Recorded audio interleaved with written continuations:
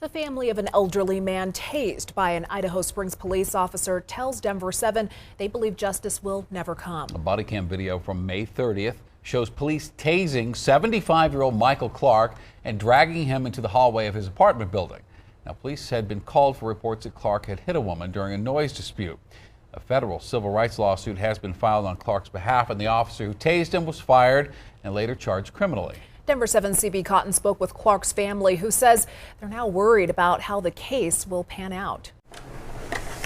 This is Jeremy and his dad. Looking through memories On our wedding. Sherry Clark is also looking for the right words to say. Just a state of disbelief. She looks on at happier times with her father-in-law, Michael Clark, knowing that things will never be the same again. They hit that wall so hard, I thought they were going to come through the wall.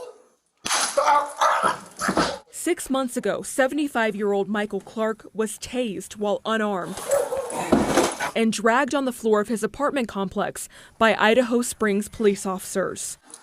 Officer Nicholas Hanning was fired by the department in July for his role in the incident and charged with third-degree assault on an at-risk adult, which is a Class 6 felony. Sherry has always felt the charges should have been more. If this was your father, would you be presenting the same charges? Clark's family says the incident has kept him in and out of the hospital with multiple problems, a brain bleed, multiple seizures, and a quadruple bypass, to name a few. He's still in the hospital.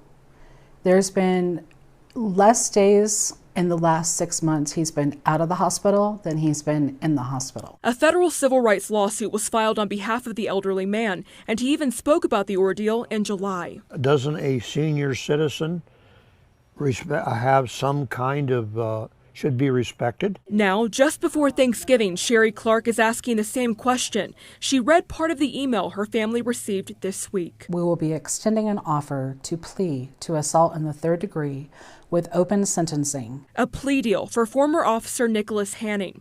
According to Sherry Clark, the DA's office notified them of a plea deal that would drop the felony charge. They are doing a disservice to the victim in this case. Michael Clark, 75 years old. His daughter-in-law says he was living independently, loved his family and the outdoors. Now, all that's changed. Why are you coming up to me? We don't want him to suffer. None of us do.